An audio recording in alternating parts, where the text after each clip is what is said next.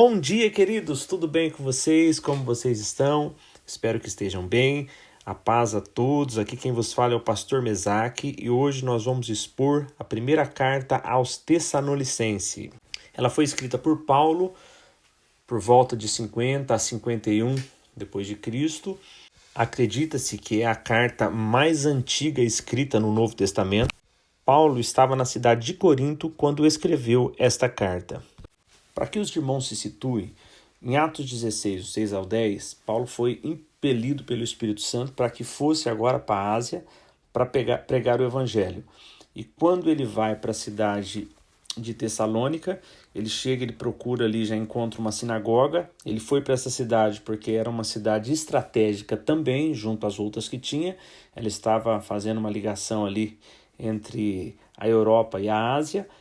Então podemos dizer que foi a primeira cidade ali da Europa que Paulo chegou com o Evangelho. Então ele entra numa sinagoga e por 3 sábados ele prega. Isso está em Atos 17, você vai ver toda essa história que eu estou dizendo, e do 1 ao 9. E quando ele prega, alguns judeus se convertem, uma multidão de gregos se convertem também e mulheres também se convertem. Com isso, os judeus ficaram com inveja deles e levantou um motim ali para poder levá-los e as autoridades da cidade. Foram procurá-los na casa de Jason, mas não encontraram, você vai ver no versículo 5 de Atos 17. Eles já tinham saído dali, então levaram Jason e as outras pessoas que estavam ali junto com ele para as autoridades, dizendo que Paulo estava incitando ele contra os decretos de César, que estava apresentando Jesus para ser um desafiante ali do império, um novo rei ante a César. Então tudo isso seria muito problema, porque a cidade de Tessalônica era uma cidade que tinha uma certa autonomia junto ao Império Romano, por ser uma parceira e uma cidade muito grande. Então isso era inadmissível, qualquer tumulto desse porte. Então Paulo se retira, ele vai para Bereia, depois de Bereia vai para Atenas e chega em Corinto. E estando Paulo em Corinto, chega Timóteo e Silas com as informações agora da igreja de Tessalônica. E eles contam com bastante entusiasmo, porque a igreja estava indo muito bem, o evangelho realmente entrou de uma forma muito poderosa naquela cidade. E trazendo as informações a Paulo, ele traz também alguns problemas a ser corrigidos. Então Paulo agora começa a escrever a carta aos Tessalonicenses, a primeira carta aos Tessalonicenses, que vamos falar sobre ela agora.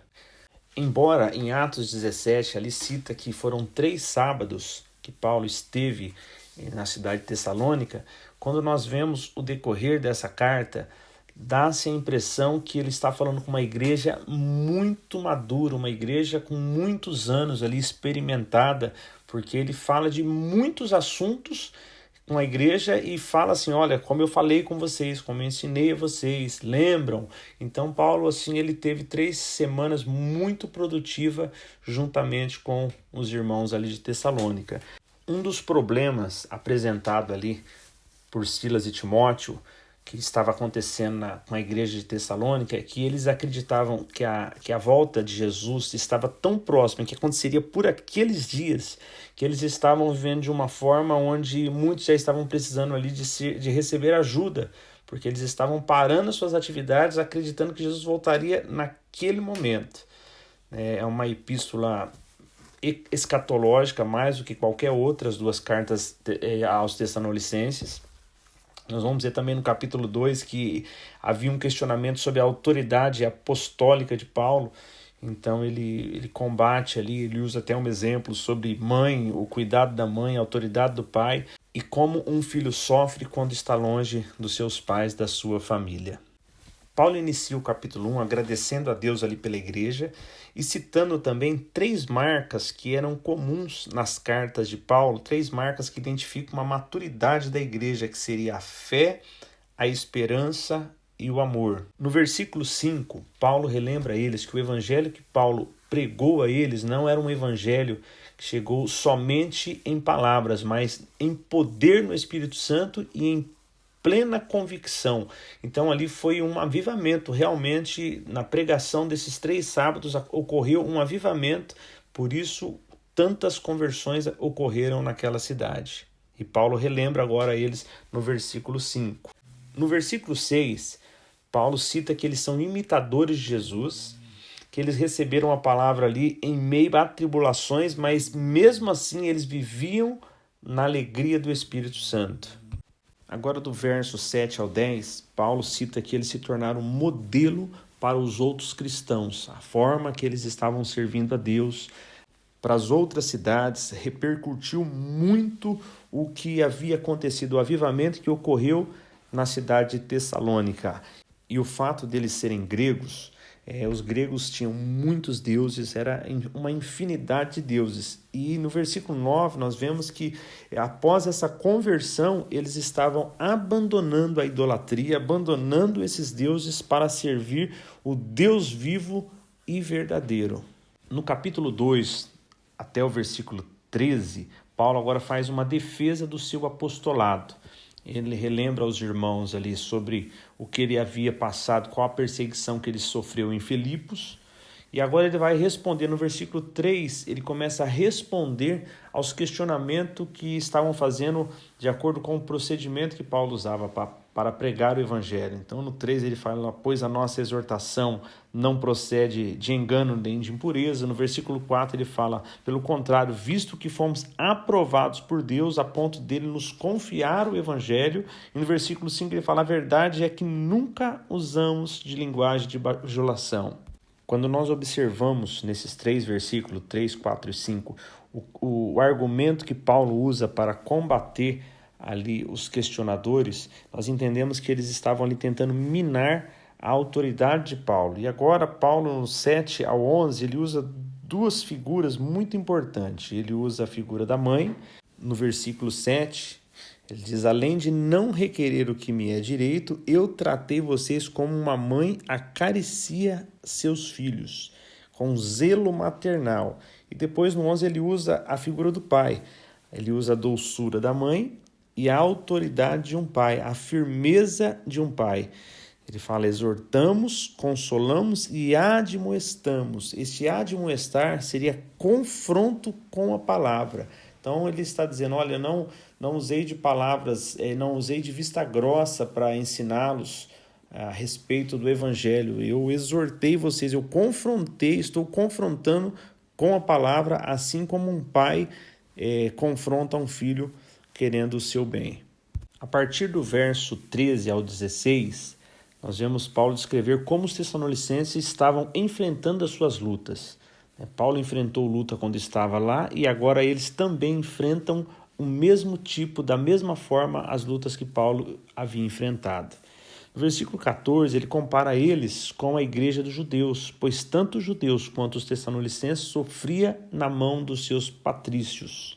E ele finaliza o capítulo 2, demonstrando aos irmãos de Tessalonicenses como ele queria estar com eles, qual era a saudade, a vontade, qual era realmente o sentimento de Paulo em relação àquela igreja. E ele cita aqui no versículo 18 que ele já quis estar ali, pelo menos Paulo, 1 ou até 2 vezes. Contudo, ele foi impedido por Satanás. Satanás havia barrado o caminho. O capítulo 3 é uma continuidade do capítulo 2. Então, devido às dificuldades que Paulo já sabia que eles estavam passando, ele envia agora Timóteo para que Timóteo fosse levar ânimo, fé, para fortalecer os irmãos ali de Tessalônica, para que eles não fossem abalados pelas tribulações e nem a sua fé minada por tantas dificuldades que eles estavam passando.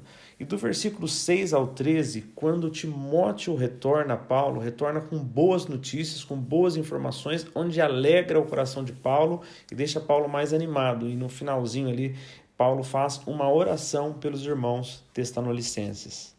Agora no capítulo 4, do versículo 1 ao versículo 8, havia um outro problema seríssimo na igreja que Paulo retrata nesse capítulo. Paulo soube que alguns irmãos estavam voltando para a prática nada santa como cristãos que eram, na área sexual. E ele vai tratar de uma maneira muito solene, muito séria sobre essa questão. Ele inicia no versículo 1, recordando a eles aquilo que eles haviam ensinado sobre a maneira de agradar ao Senhor. E no versículo 3 ele cita, e essa é a vontade de Deus, a vossa santificação. E Paulo entra agora no campo específico que ele queria tratar, que seria vos abstenhais da prostituição. Essa palavra aqui é porneia. Qualquer tipo de impureza sexual, qualquer forma que foge do natural de Deus para a sexualidade é colocado dentro dessa palavra porneia. No versículo 4, e cada um de vós saiba possuir o próprio corpo em santificação e honra, não com desejo de lascívia como os gentios que não conhecem a Deus. Ou seja, não controlar o corpo, não dominar os ímpetos, os desejos carnais do corpo, entregar o corpo como instrumento de impureza. Ele diz, não é compatível com uma pessoa convertida, e sim compatível com os gentios que não conhecem a Deus. No versículo 6, ele traz uma instrução muito interessante, muito importante, e que nessa matéria ninguém ofenda nem defraude a seu irmão. E o que seria ofender ou defraudar o seu irmão nesse caso?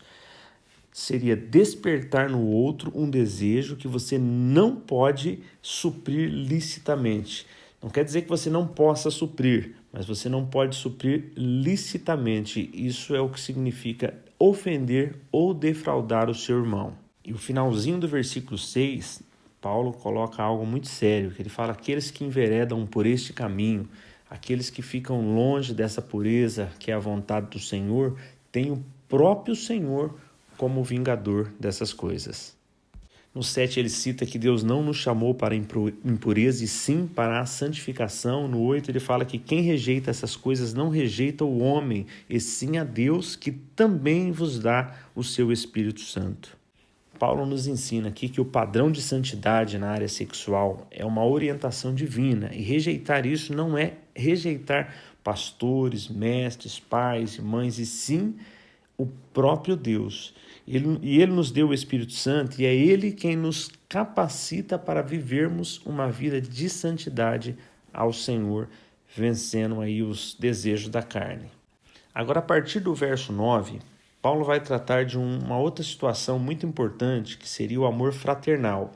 E ele inicia assim dizendo que sobre o amor fraternal não há necessidade de que eu vos escreva. Portanto, vós estáis por Deus instruídos que deveis amar uns aos outros. E no verso 10, Paulo fala que iria insistir cada vez mais, não que eles não praticassem o amor fraternal, mas que essa prática deveria ela deveria crescer, tomar proporções maiores a cada tempo que se passasse, eles deveriam alcançar patamares maiores no amor fraternal. No versículo 11, ele trata aqui o assunto, haviam as pessoas que estavam acreditando que a vinda do Senhor seria por aqueles dias, muitos pararam com suas atividades, com seus trabalhos e ficaram ali esperando a vinda de Cristo. Então Paulo está instruindo que eles deveriam, com as próprias mãos, executar algumas coisas, eles deveriam sair da inércia e mesmo esperando a volta de Cristo, eles deveriam esperar em suas atividades. Então que a igreja ela deve servir os necessitados, porém aqueles que fazem um corpo mole, aqueles que estão ali não por necessidade, mas por opção, sem produzir, sem ganhar o seu pão, devem ser instruídos e devem ser confrontados para que eles voltem a produzir o seu próprio sustento. A partir do verso 13, Paulo entra em uma outra situação. Sabemos que eles eram de origem grega, a população ali, a maioria da população da cidade de Tessalônica. Então os gregos, eles não acreditavam na ressurreição do corpo. Eles tinham uma crença que era na imortalidade da alma apenas. E esse princípio filosófico os colocaram em crise. Agora convertidos no cristianismo, a influência da filosofia na teologia levou alguns crentes a pensarem o seguinte: e agora, quando um crente morre, o que acontece? Será que ele tem prejuízo? Eles estavam ali passando por crises, perseguições, e muitos cristãos morriam nessas perseguições. Então eles estavam pensando pela filosofia grega, que tinha uma influência muito forte ainda sobre eles, que esses que morriam estavam em prejuízo, porque haveria a segunda vinda de Cristo e eles não estariam vivos para ser arrebatados. Então, morrer seria um grande prejuízo. Então, Paulo vem agora para ensinar, confrontar esse ensinamento errôneo da filosofia e trazer os ensinamentos pautados na palavra do Senhor. E no verso 13 ele fala assim: não queremos, porém, irmãos, que sejais ignorantes a respeito aos que dormem, para não vos entristecerdes como os demais que não têm esperança. Ou seja, agora você é um crente e não pode pensar mais como pensava antes de ser crente.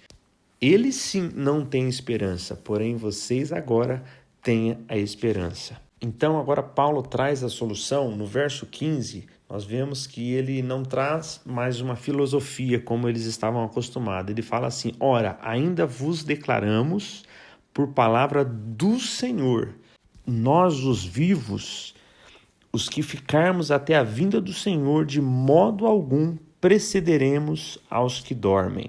Então a primeira coisa que vai acontecer quando Jesus voltar é que os mortos vão ressuscitar. De que forma? No verso 16, ao ressoar da trombeta, descerá dos céus e os mortos em Cristo ressuscitarão primeiro.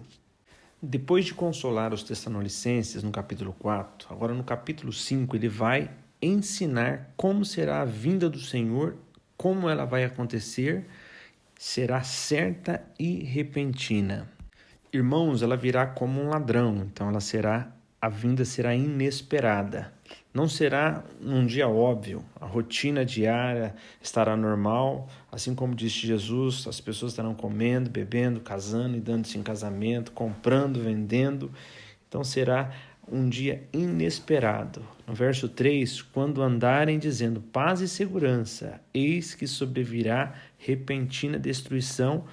Ele cita também sobre as dores de parto, então quer dizer que será inescapável, assim como uma mulher grávida, ela vai ter que dar à luz, assim será a vinda do Senhor, ela vai acontecer, não haverá como a pessoa fugir, não tem como se esconder, não tem um lugar que a pessoa vai poder escapar da segunda vinda do Senhor. No versículo 4, fala que embora ele virá como um ladrão, nós não deveremos ser pegos de surpresa, pois somos filho da luz. Devemos viver na expectativa da vinda, devemos amar a vinda, devemos pensar na vinda, devemos desejar a vinda, porque vivendo assim, o nosso coração estará no Senhor e a vida secularizada não irá nos distrair a ponto de negligenciarmos que ele virá. A partir do verso 12 agora, Paulo fala sobre diversos preceitos, como eles deveriam se portar diante dos líderes, dos que estavam na linha de frente, para ensiná-los, admoestá-los, que eles fizessem com que os líderes os servissem com alegria e não gemendo. Eles deveriam acolher os líderes, eles deveriam acatar, eles deveriam ter em máxima consideração os que estavam cuidando da igreja do Senhor. Porque uma coisa é fazer a obra do Senhor gemendo, outra coisa é fazer com o coração leve. E a perseguição de fora, ela não é um problema. Sabemos que ela existe e não tem como evitar. O problema é o fogo amigo dos de dentro. É quando nós temos um problema interno. E esses são os problemas mais difíceis que Paulo está trazendo aqui, que a igreja deveria observar para não ser um peso e sim uma alegria para os seus líderes. No verso 14... aqui os ensinamentos não são para como cuidar dos líderes, e sim como cuidar um dos outros. Ele termina dizendo que devemos ser longânimos, ter longo ânimo, ter paciência um com os outros. No verso 15, que a igreja não seja um lugar de vingança, onde se retribui o mal com o mal. E que no verso 16, alegrem-se sempre, orem continuamente, em tudo dai graça, não apaguem o espírito, não desprezem as profecias, e que o Deus de paz vos santifique em tudo. Chegamos ao fim de mais uma epístola, de mais uma carta escrita por Paulo, e eu queria deixar aqui para a meditação dos irmãos sobre a vinda do Senhor. Sabemos que muitas pessoas hoje banalizam quando falamos da vinda do Senhor. A Bíblia diz mesmo que as pessoas falariam, olha, já falam desde os meus antepassados, mas o certo é que a vinda do Senhor acontecerá. Muito em breve o Senhor vem nos buscar, isso é real, e que nós possamos viver.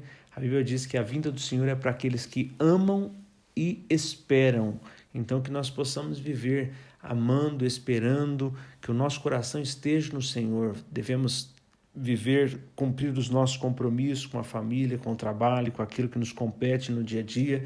Não devemos abandonar o nosso dia a dia porque estamos aguardando a vinda do Senhor, mas que possamos viver o nosso dia a dia, mas que a nossa esperança, que o nosso coração esteja nesse dia, que possamos, como antigamente se falava muito na igreja, se cantava muito sobre Maranata, Maranata, a hora vem, Senhor Jesus, que nós possamos pensar nisso diariamente, sempre que você medite, que você não seja pego de surpresa, que você seja pego esperando, aguardando, regozijando com a volta do nosso Senhor. E quando nós vivemos assim, nós temos mais cuidado em compartilhar, em dizer para as pessoas, olha, o Senhor virá. O Senhor vai vir buscar um povo lavado e remido, um povo que foi alcançado pela graça, e com isso nós apressamos a vinda do Senhor com a propagação do Evangelho. Que o Senhor os abençoe, dê um dia abençoado, um fim de semana abençoado para todos vocês. Estaremos juntos aqui num próximo livro,